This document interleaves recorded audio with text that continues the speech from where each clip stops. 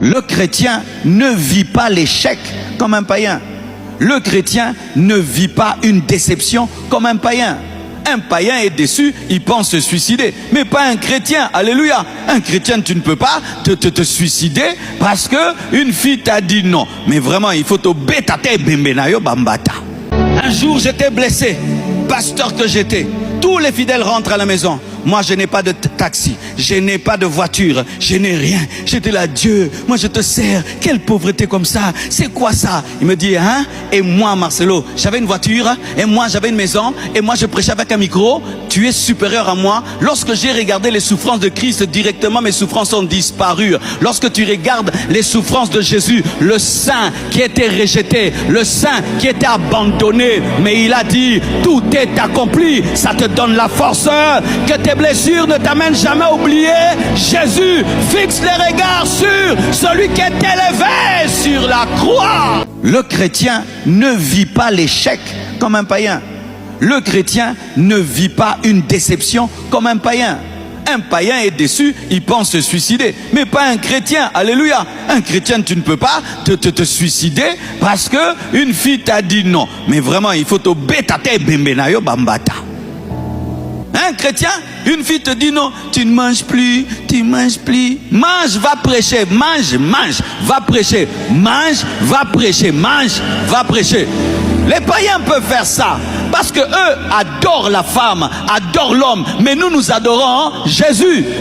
Ta dimension spirituelle permet la guérison des blessures. Mais si tu es un chrétien charnel mondain, tu pleureras comme les païens. Le problème, c'est que les chrétiens, ils s'appellent chrétiens, mais face au problème, tu vois que ce sont des païens. Ils se comportent comme des païens. Leur dimension spirituelle ne les aide en rien du tout. La dimension spirituelle que tu as ne t'aide pas seulement à beaucoup prier. Non, ça t'aide à affronter les chocs de la vie. Ça t'aide à affronter les chocs de la vie. Ça t'aide à affronter les chocs de la vie. Le pare-choc que tu as au niveau de ta voiture, ce n'est pas seulement pour la beauté de la voiture, c'est vraiment un pare-choc. Ça s'appelle pare-choc pour les chocs. Mais nous pensons que les pare-chocs, c'est pour la beauté de la voiture. Non, c'est pour les chocs. Jésus est en toi aussi pour les chocs. Le Saint-Esprit est en toi pour les chocs. C'est un pare-choc. Mais les païens, ce sont des voitures sans pare-choc. Comment vous pouvez expliquer un homme comme Étienne? On est en train de le lapider. Il est en train de parler des visions célestes. Pare-choc. Il n'est pas normal. Il est extraordinaire. Ton comportement dans l'épreuve est une évangélisation. Nous n'évangélisons pas seulement en prêchant Jésus vous aime. Non, nous évangélisons aussi par notre comportement dans les blessures. Les gens maintenant te regardent. Maintenant, voyons maintenant ce chrétien. Eux, c'est toujours bénis-moi, bénis-moi, bénis-moi, bénis-moi. Là, il y a vraiment des problèmes. On va voir et on voit que tu secoues le serpent. Tu restes calme et tu ne meurs pas. Tu dis, ça c'est un Dieu. Ça c'est un Dieu. Je suivais un documentaire. C'était une course d'athlétisme. J'aime beaucoup l'athlétisme. Et tout le monde est passé. Il y avait un. Pendant qu'il courait, il est tombé. Et après, il n'avait plus de souffle. Son père a quitté les gradins. Vous connaissez cette histoire? Il est entré, on l'a laissé. Il a tenu son fils. Et ensemble, ils ont couru jusqu'à traverser. Bien aimé, on n'a plus parlé du champion. On a parlé du dernier. Pourquoi? L'attitude, la persévérance, la détermination. Il n'a plus de souffle, mais il continue. Le monde aussi observe lorsque tu es blessé, comment tu révèles ton Dieu. Jésus n'a pas été un modèle seulement par les miracles et les prodiges qu'il a produits, mais aussi par son attitude à la croix. Père, pardonne-leur car ils ne savent pas ce qu'ils font. Père, entre tes mains, j'abandonne mon esprit. Son attitude à la croix n'a pas contredit son ministère lorsqu'il n'était pas à la croix. Lorsque tu traverses des moments difficiles, que cela ne contredise pas ta foi. Une fille te dit non, je suis foutu, je suis fini. Ah, mais toi tu disais que le Seigneur est ton roc. Maintenant tu es foutu, tu es fini. Comment tu es fini? Donc ce que tu disais là, c'était seulement du blablabla. Hein? Donc vraiment tu es fini. Comment toi un chrétien n'est jamais fini? Un chrétien n'est jamais fini. Oh, c'est fini, je suis fini. Oh Dieu, oh mon Dieu, je suis fini, je suis fini. Toi tu finis vraiment. L'œuvre de la croix là. Il y a des milieux qu'il faut quitter. Tu ne viens plus. Oh, pourquoi tu ne viens plus? Pour faire quoi? Pour que tu puisses me blesser? Moi je suis un pitching ball. Quand tu es nerveux, c'est moi. Quand tu es complexé, c'est moi. Je ne viens plus. Il y a des milliers de pasteurs, tu quittes. Des milliers d'années, tu quittes. Tu quittes, vraiment, tu quittes. On t'invite, tu ne vas plus. Oui, tu ne vas plus. Je ne vais pas répondre à une invitation pour que tu m'humilies dans ton église. Est-ce que moi, je manque à prêcher? Va dans l'église, non. Hey, il faut savoir on a un ministère. Hein? Quelqu'un t'invite à prêcher dans son église, il te diminue, Tu reviens faire quoi? Non, tu t'occupes de tes âmes, tu prêches. J'ai beaucoup de choses à faire. Et prêcher dans une église, ce n'est pas une grâce. Des fois, c'est un dérangement. Parce que tu quittes l'église que tu paies, tu coupes un séminaire, tu prends un avion avec les dangers là-bas. Quand quelqu'un prend un avion, il vient prêcher dans ton église, tu dois l'honorer. Parce qu'il a risqué sa vie, en prêchant chez toi. Cessez d'aller dans des endroits où on ne vous honore pas. À moins que Dieu t'a dit d'y aller. Oui, la Bible dit si tu vas et on ne vous reçoit pas, qu'est-ce que tu fais? Popola makolo, kende. Dieu a utilisé Jésus, là on l'a reçu. Là on l'a honoré. Frère, nous allons là on ne nous honore pas par mission. Mais dans ta vie, entoure-toi des gens qui t'honorent. Des gens qui te célèbrent. Des gens qui te glorifient. Ah oui, tu dois quitter certains milieux. Il y a des endroits où tu ne dois plus aller. Tu dois déménager. Tu dois devenir quelqu'un d'autre. C'est-à-dire tu dois devenir quelqu'un, on ne sait plus comment tu fonctionnes. Tu vois les anciens téléphones, si tu étais habitué aux anciens téléphones, on te donne les nouveaux là. Tu vas plus savoir parce que c'est le téléphone, mais c'est un autre téléphone. Et tu deviens quelqu'un d'autre. On fait ça, ça ne te touche plus. On te dit ça, ça ne t'attire plus. Maintenant, tu es devenu quoi? Je suis ressuscité. Maintenant, je marche dans les airs. Je traverse les murs. Ce n'est plus le même Jésus. Tu ne peux plus m'attraper. Judas, tu ne peux plus m'attraper. Pierre, tu ne peux plus. Alléluia! Tu dois devenir une autre personne. Une autre personne. Où on te connaissait. Lui, si tu lui parles comme ça, il va pleurer. En part, tu pleures plus. Si on te dit ça, tu te décourages. On fait ça, ça te décourage plus.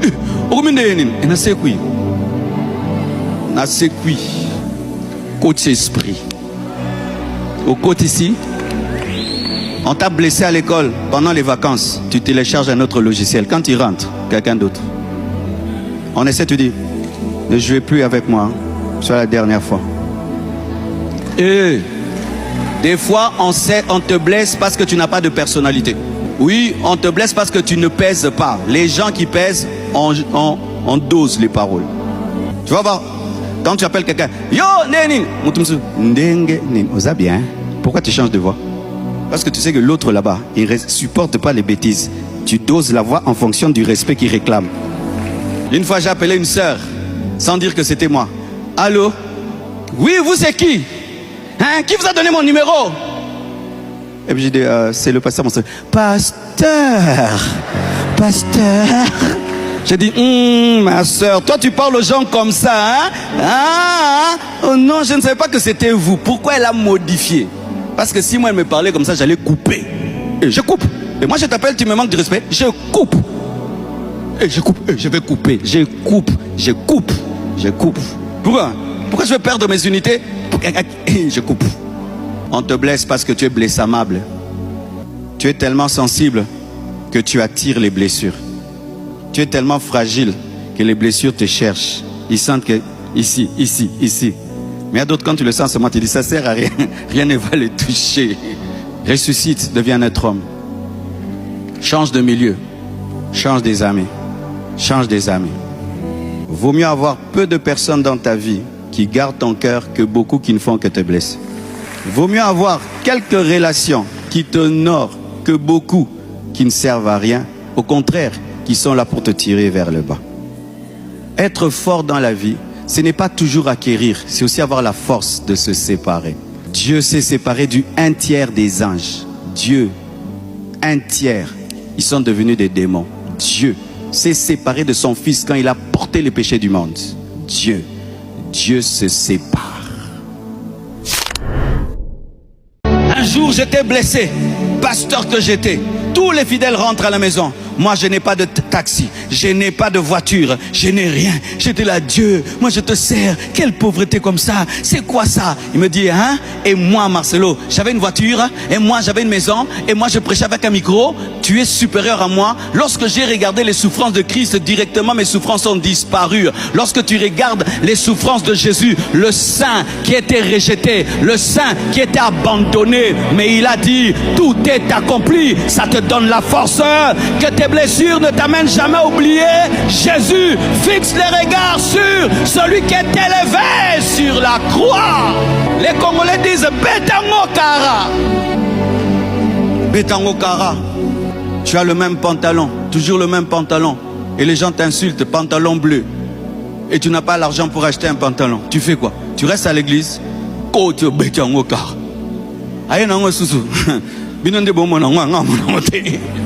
Cesse de te fixer sur tes blessures. Regarde à celui qui est mort pour toi. Regarde à celui qui revient bientôt. Regarde à Jésus-Christ. Et il y aura un transfert de son œuvre sur toi. Et tu seras guéri. Quand tu es focus sur l'œuvre de Dieu, les blessures guérissent. Quand on va à l'hôpital, souvent on pense que les médecins ne tombent jamais malades. Et d'ailleurs, il paraît que les médecins souvent sont en bonne santé parce qu'ils doivent prendre soin des malades. Alors il y a un mécanisme qui se passe en eux. Ils se disent que je dois être en bonne santé pour prendre soin des malades. Et Dieu prend soin d'eux et Dieu les guérit. Quand je prêche là, j'oublie mes problèmes. Quand je prépare ma prédication, j'oublie mes problèmes. C'est pourquoi quand j'ai eu des combats et des problèmes, les gens m'ont dit Marcelo ne prêche plus. Non, il fallait que je prêche, il fallait que je m'occupe de vous. En m'occupant de vous, j'oublie mes problèmes et Dieu me guérit. Va t'occuper des gens qui ont des problèmes. Va t'occuper de l'œuvre de Dieu et Dieu s'occupera de toi. Arrête de pleurer en permanence. Va servir Dieu. Va servir Dieu. En servant Dieu, on guérit. En regardant l'œuvre de la croix, on guérit. En se souciant des autres, on guérit. C'est quand tu vas trouver quelqu'un qui a un problème plus grand que toi. Parce que souvent, nous pensons que nous avons le plus grand problème de la terre. Amen. Hein? Je souffre, pourquoi? J'ai pas de maison, j'ai pas de maison, j'ai pas de maison. Ok. Et puis un jour, tu vas dans un hôpital. Tu trouves quelqu'un qui n'a pas de maison. Mais on lui a coupé la jambe à cause du diabète. Et là, tu te dis, ah, moi au moins j'ai des pieds. Parce que nous pleurons souvent en nous concentrant sur ce que nous n'avons pas et en oubliant ce que nous avons. Mais quand tu t'occupes des gens qui ont des problèmes, tu te rends compte que toi, tu as beaucoup de choses qu'eux n'ont pas, mais des fois ils sont plus heureux que toi. C'est pourquoi, quand Dieu t'a béni, fais des fois des tours là où il y a des pauvres. Amen. Hein? Tu vas bénir Dieu pour ta maison. Tu vas bénir Dieu pour ta voiture. Tu vas bénir Dieu pour ton frigo. Tu vas bénir Dieu. Amen. Hein? Oh, moi j'ai pas d'enfant. Mais au moins toi tu as un mari. Hein? D'autres n'ont même pas un mari. Alléluia. Mais tu as oublié le bonheur d'avoir un mari parce que tu n'as pas d'enfant. Mais va maintenant côtoyer une célibataire qui jeûne, qui pleure dans Alpha 40 pour avoir un mari. Tu vas te rendre compte que tu es béni. Allez servir Dieu. Allez servir Dieu. Que tes blessures ne t'empêchent pas de servir Dieu. Concentre-toi sur l'œuvre de Dieu. Focus, focus, focus, focus, focus, focus.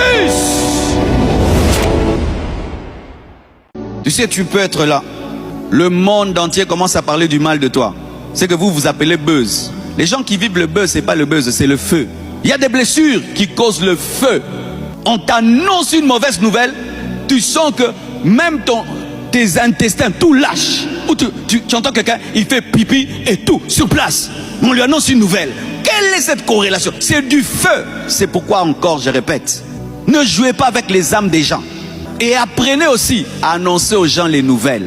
Il y a des gens qui... Oh, viens à Koufi. Mais il y a des gens comme ça, qui annoncent des mauvaises nouvelles comme ça. Viens à Koufi. Moi, na Koufi. Ton père drayé. Oh. Toi, tu t'es libéré de cette nouvelle. Tu sais ce qui est arrivé là-bas?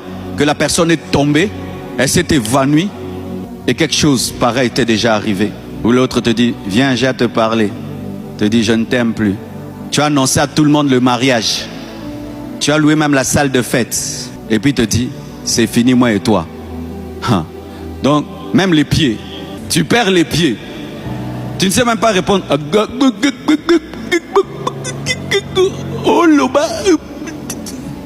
Je me souviens quand j'étais jeune, j'ai vu une fille à l'université. Elle chantait grave.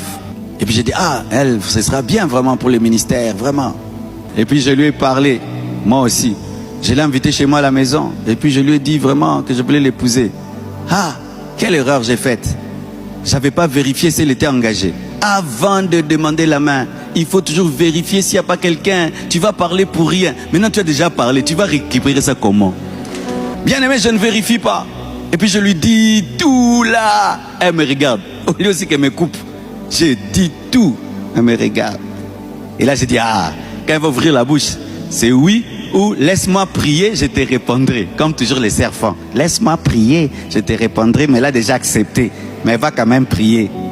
Elle me dit, merci, je vois que tu m'aimes beaucoup, mais je suis engagé. Hé, frère, on est au salon. Quelle gêne, quelle honte. Maintenant, tu vois, vous étiez des amis. Maintenant, toi, tu as amené les choses à l'Ibal, à Nakati. Ça fait bizarre. Maintenant, tu te dis, tu vas sortir de cette situation. Comment? D'autres, tu commences à l'insulter. Yo. D'ailleurs, c'est pas blague. C'est blague. Ah. Tu assumes. Amen. Hein? Tu assumes que tu as dit. Je dis, ok, je t'accompagne. Parce qu'on va encore parler quoi? J'étais invité pour ça. Elle dit, je t'accompagne.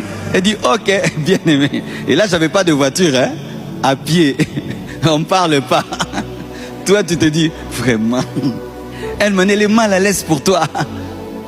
Quand maintenant elle part, c'est comme maintenant tu manifestes ta tristesse. Maintenant, tu te dis, hey. Maintenant, j'habitais avec des amis, je leur ai dit non, elle va venir, je vais parler. Maintenant, tu te dis, c'était comment? Ils te trouvent seulement dans le lit avec la fièvre. C'était comment? Comme tu remarques là. Quoi? Ah, j'ai trop vite parlé, j'avais pas vérifié les terrains.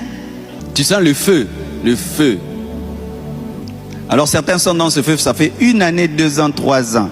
Hey, tu vas mourir. Tu vas tomber malade. Tu vas t'abîmer et personne ne va t'aimer. Guéris vite. Guéris vite. Guéris vite. Nos blessures proviennent souvent des attentes. Des attentes. Quand tu as trop d'attentes envers quelqu'un, tu es blessé. Tu vas te rendre compte de ceci. Que les personnes qui ne sont pas très importantes dans ta vie ne te blessent pas facilement. Ce sont les personnes importantes qui nous blessent. Pourquoi? Parce que tu as des attentes. Tu t'attends à du respect, à de l'amour. Si je sors là, le monsieur en face ne me salue pas, ça ne me fait rien. Mais si quelqu'un que j'aime, que je respecte ne me salue pas, ça me touche. Les attentes créent des blessures. Alors si tu t'attends souvent et souvent et souvent et souvent à quelque chose de quelqu'un, mais cette attente te blesse, secoue, sépare-toi, détache-toi. Il faut beaucoup de force pour se détacher. Il y a des gens qui sont tellement faibles, qui continuent toujours à s'attacher à des personnes qui les découragent, les méprisent, les rabaissent, sont dans une dépendance émotionnelle et tu attends un amour qui n'arrivera jamais, un respect qui n'arrivera jamais, des encouragements qui n'arriveront jamais. Aïe, la force de te séparer à temps sans haïr. Je dis toujours, Dieu nous donne le droit de choisir nos amis, mais nous impose d'aimer tout homme. Je dois aimer tout homme, mais je ne suis pas obligé d'avoir tout homme comme ami. Et donc, quelqu'un peut être dans ta vie comme un ami, mais tu sens qu'il ne se comporte pas comme un ami. Au contraire, il ne fait que te blesser. Tu le ramènes dans la zone des créatures de Dieu, un frère de l'église, une sœur de l'église, mais pas plus un ami. Tu dois protéger ton cœur. La Bible dit, garde ton cœur plus que tout, parce que de lui sortent les forces de la vie. Tu vois comment tu gardes ton coffre-fort? C'est ainsi que tu dois garder ton cœur. Et tous ceux qui ont accès facilement à ton cœur doivent être tamisés. Et si quelqu'un a accès à ton cœur pour te blesser, te décourager, il faut l'enlever. Il peut même des fois continuer à parler, ça entre là, ça sort là. Tu ne prends plus au sérieux, en considération ses avis. Tu ne lui donnes plus la place qu'il avait. Tu secoues le serpent.